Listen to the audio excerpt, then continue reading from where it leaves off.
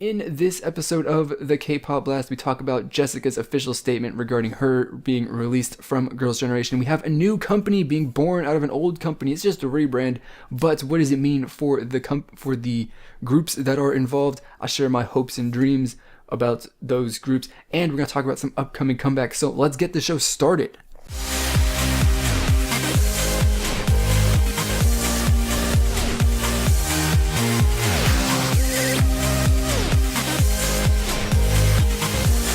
Welcome everybody to this episode of the K-Pop Blast. My name is Nick from MWK-Pop, and let's get our first subject started. So first off, we're going to talk about Girls' Generation's Jessica. She was kicked out of Girls' Generation. You didn't know, I did make a short video to open up this series. You should definitely check that out. Click a link down in the description to follow that, and you'll find out my thoughts. And that was the first day. Second day, after I made my initial video, she released a statement on her fashion whatever's Facebook page or something. I don't really know exactly where it came from, but basically was saying that, you know, she had committed a lot to Girls' Generation and all of that. Not really important things, because you can say what you want. You can say that you were dedicated and all that all you want, but it doesn't necessarily make it true. The most important part of the entire thing, though, was that she did say that SM and the members had agreed to her working on her fashion line, and they said that it was okay, which that makes SM out to be a bad guy. But at either, I can't remember exactly the exact timeline, but shortly afterwards, I did see another article released that was supposed to be from close sources of her and other members within SM, whatever, which basically the general idea of what they had said to say about her was that she was working more and more and more and more and more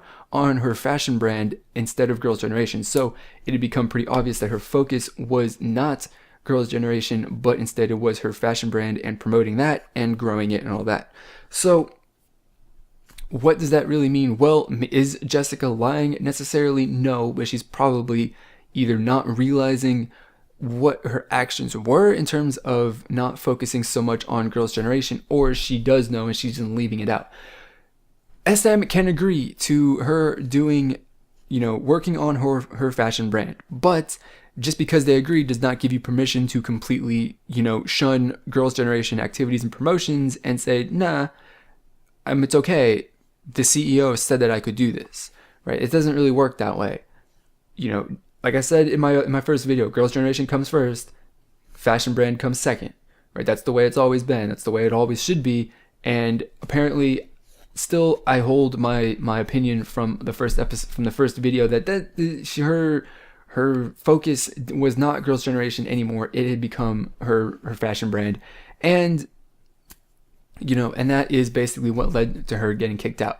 So, is SM the bad guy? I don't think so. I really don't. You can say that they are all you want, but the fact is that, they obviously don't want to remove a member from the biggest girl group in K-pop. Any company would never want to do something like that, but somebody had felt that it had come to the point and their situation was beyond repair. So this is what we get. She's out.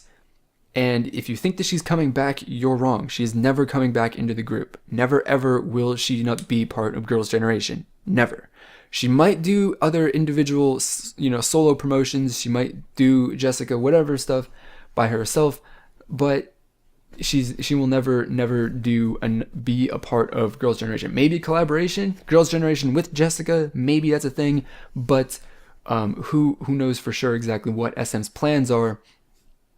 I'm sure that it will be whatever, but we don't know what the future holds, because obviously we don't have the insider scoop on all of that, because generally the inside workings of the K-pop industry don't get revealed unless people are leaking things through the news. So yeah, I pretty much hold my conviction and my thoughts, and pretty much what I thought from the beginning is kind of been confirmed or strengthened by the recent release from close insiders that I had seen.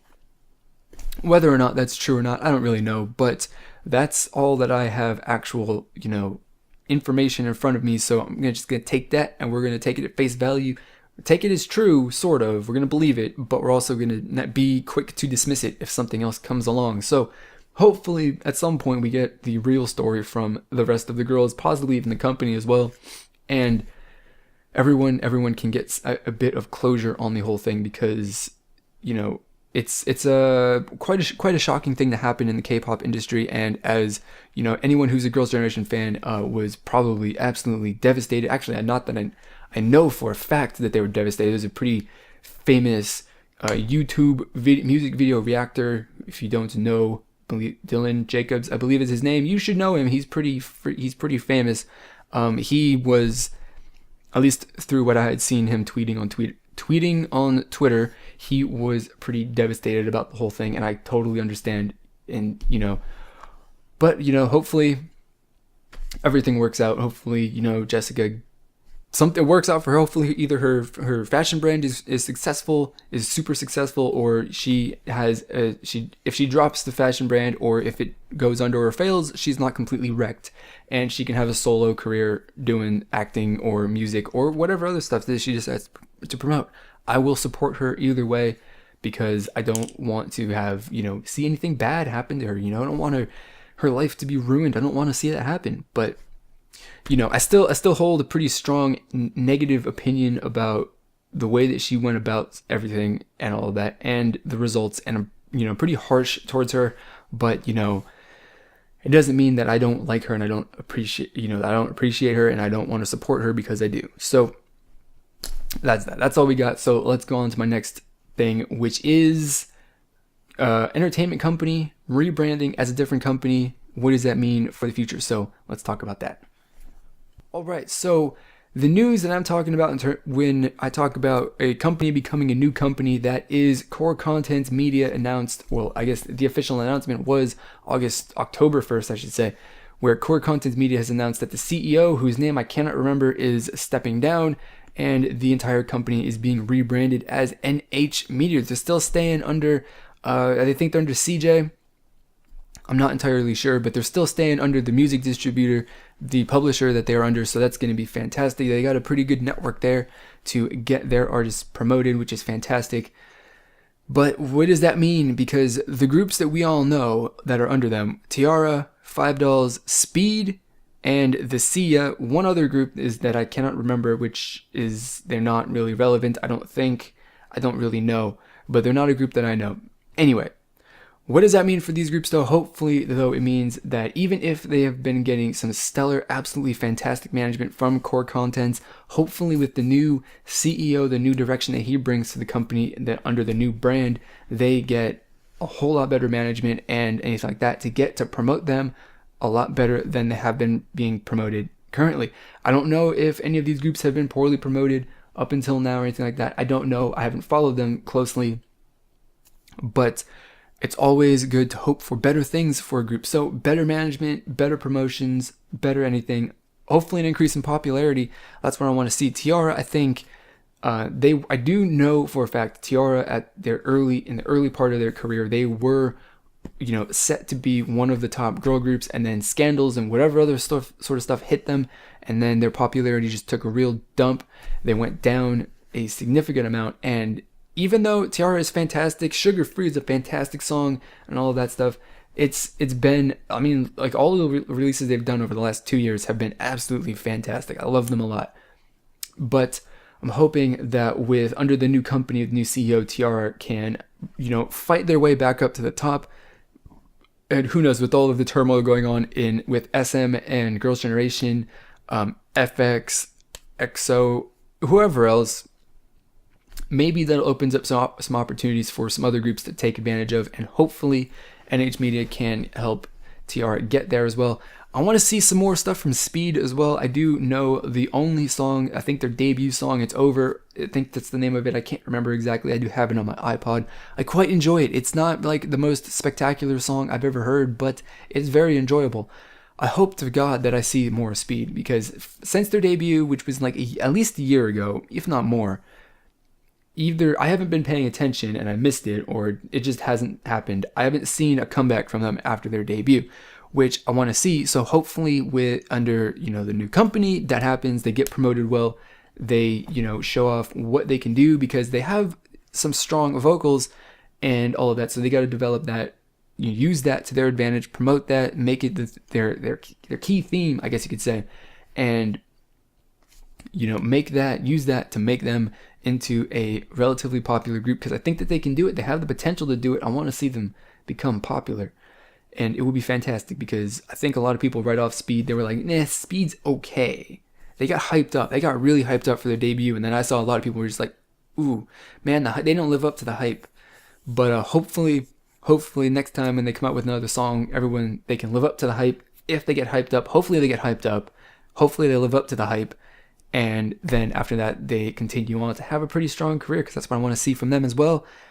$5 and NFC, they're just, middle groups. They're not really, I don't think they're ever going to become particularly popular, but they do have a market. So I want to see that exploited as well to become, a force in that area as well. So just in general, like I said, I want it from all the groups. I want to see them be promoted heavily, managed well, just in general, do everything that you need to do the right way to get them, promoted and get their name out there. So that is all that I really got to say about that. So let's talk about some comebacks that are coming up in October and possibly even November. So let's get straight into that segment. Okay, so let's lead off the comeback segment with a birthday present for me coming from Cube and Beast. They're going to be releasing a song on October 15th, I believe, on their 5-year anniversary date, which is great. A day before my birthday. I guess it's in Korea, so technically it's going to be 2 days before my birthday, because it will be released at 11 p.m. October 14th, which is cool. But either way, it's a birthday present for me from Cube, my favorite entertainment company of all time, and Beast, my favorite boy group from Cube. I mean, there's only really two, but Cube is doing me a huge solid, giving me a birthday present in the form of a song from a very, very good boy group. Beast is fantastic. I'm looking forward to it. Their last album was pretty good. I enjoyed it a lot, so I'm anticipating another, similar showing. Their promotion track was not the best. It was good. I liked it, but the album tracks for the mini album were where the strength was at in that album. So that's fantastic. Definitely looking forward to Beast on October 15th in Korea, I guess. And that is that. So now we got a couple more, actually. This is not the end. We've got VIXX coming out in the very near future, this month or next month. I'm looking forward to that one as well. Over the last 2 albums that they have done, I have definitely fallen in love with those guys. Their songs the last 2 songs, I should say, have had some serious energy to them. They have been, the driving bass beat and all that stuff is fantastic. It's really easy to get into. I absolutely love it. Eternity is fantastic. Oh my God, Eternity is great. I'm hoping for I was going to say something similar to that would be the safe bet. But, with me wanting, me being personal preference being that I want to see groups be a little adventurous and do new things all the time. I want to see VIXX change it up and do something different, like I guess Teen Top did with their last comeback. So hopefully VIXX in the near future comes back, or it's coming back in the near future. Hopefully they, come out, and this is what I want, something different from their last 2 releases. If they do the same concept, same song style, same whatever, for the 3rd time in a row, I'm not going to be too disappointed. It's not a bad thing, but, because I'm pretty sure that it'll be good. But VIXX is coming out soon. I'm going to be happy, super, super happy for that. You'll definitely want to watch that music video reaction when I do it, because I'm anticipating that I'll have quite a reaction to it. So that's good. And then we got Boyfriend coming out in some points. I think we've got, images for their album. The track listing and all that stuff has been released. Maybe that was VIXX. I'm not entirely sure. I get all these groups mixed up in my head all the time. But Boyfriend coming out soon. I cannot say that I particularly ever paid attention to Boyfriend, but, I do know that at one point during since I got into K-pop, that they have had at least one release over the last 2-3 years. So there's that, but I just didn't really take any notice of them because I was, I had like blinders on. It was like 4 minute, only 4 minute. There's nobody but 4 minute at that point. And then, I slowly broadened my horizons and grew into other groups. And now I will listen to like anybody, and I like just about anybody. or I appreciate anybody. Not necessarily that I like them, but I appreciate the music that they make. So Boyfriend, I'll definitely be keeping an eye on that. I'm anticipating that it's gonna be my first ever Boyfriend release that I get to experience. So that'll be fantastic. I'm gonna be doing a music video reaction to that as well. Look forward to that.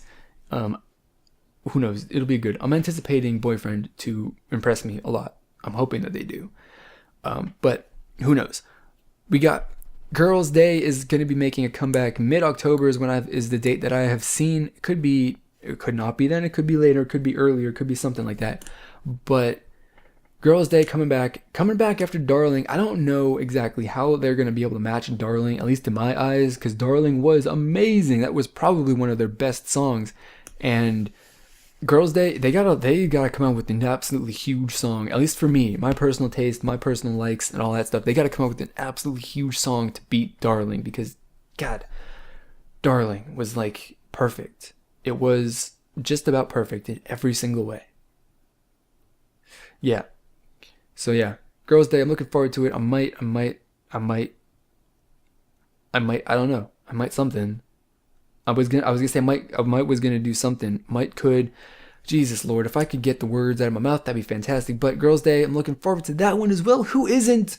Girls' Day has risen into extreme heights of popularity over the last few years, and it's really good to see. So I'm hoping that this song can help them continue that trend, continue their growth, and all that stuff. And I think that with a lot of the turmoil going on at SM and the top end of the popularity charts in K-pop, that it will be opening up some opportunities for groups to take advantage of. Hopefully, just like I was talking about with the rebranding of core contents, I'm hoping that Girls' Day can take advantage of that as well and rise in stature. It would be fantastic to see. And on top of Girls' Day, we can't just have one girl group. Well, I mean, we can, because you got limitations are dictated by who is making the comeback. But we've got Strawberry Milk, which is an orange caramel. Not orange caramel. Why did I say that? It's not orange caramel. Crayon Pop.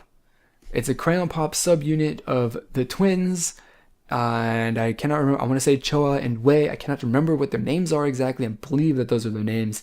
But I'm looking forward to that one as well. Crayon Pop, they pushed back their album release. The company Chrome Entertainment said that it was because they were focusing on putting out a good product. I kind of feel that it was more because like they're trying to push the subunit, or maybe they're doing the subunit because they pushed back the album.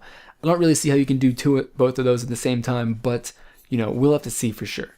I'm looking forward to that. Crayon Pop is I don't want to say like a guilty pleasure of mine, but Crayon Pop, I like them a lot, and I really would not. I mean, if someone asks you, like, name some of your favorite K-pop groups, Crayon Pop would be like the last group that I say. Not because like I hate them, I absolutely love them, but I don't really think that they are like the group that you want to be showing people when you're introducing them to K-pop, right? Am I wrong with that? Am I wrong at that thinking? Because I don't think that I am. Their concepts in the last couple songs, the most popular concepts, have been a little weird. So, yeah. But hopefully Strawberry Milk, their subgroup is fantastic. I'm anticipating it to be fantastic. I'm hoping it's fantastic. We'll see what their concept is. Maybe it's an orange caramel like kind of thing, which I'm not so sure if that's something I like thinking about. But I mean, if they can do it well, if they can pull it off, if they can do it good, because it's Crayon Pop, right? Crayon Pop is like, apparently silliness has become their trademark style. So I think that they could do the Crayon Pop or the orange caramel type thing well. I think they can pull it off, and they could probably even do it with a little bit of orange caramel, not orange caramel. I'm getting them all mixed up today. But I think that Strawberry Milk can do the orange caramel thing with a little bit of Crayon Pop flair or style, and that would be fantastic. I'd like to see it. So, yeah, those are the comebacks. Strawberry Milk, Girls' Day, VIXX, Boyfriend, Beast on my birthday. It's fantastic. So, that is the conclusion of this episode of the K-Pop Blast. I would like to thank you for watching, and that is all that I've got. So before you go though, please do check out my YouTube channel, watch the rest of my videos. If you like what you see, then subscribe, because I do have more music video reactions and other episodes of the K-Pop Blast coming out in the near future. Plus, there is new content always in the works, new ideas for new series and stuff like that. So subscribe so you don't miss any of that. And when you subscribe, or while you're checking out my YouTube channel, when you're done with that, click on the link down below to take you straight to my Twitter profile and give me a follow on Twitter. I would really, really, really appreciate it if you check me out on Twitter. Give me a follow. Tell me that you love me. Or tell me that you hate me. But if you hate me, I don't know why. Why would anybody hate me? How could you hate me? How could you hate me? Anyway, follow me on Twitter. Subscribe to me on YouTube. Those are my 2 requests. It's really easy. That's all you got. Also, leave a comment down below. You know, just a comment, something. Say something. I want to hear what you have to say. Anyway, so again, that's all that I've got. And as always, I want to thank you for watching this video, and I will see you all next time. Goodbye.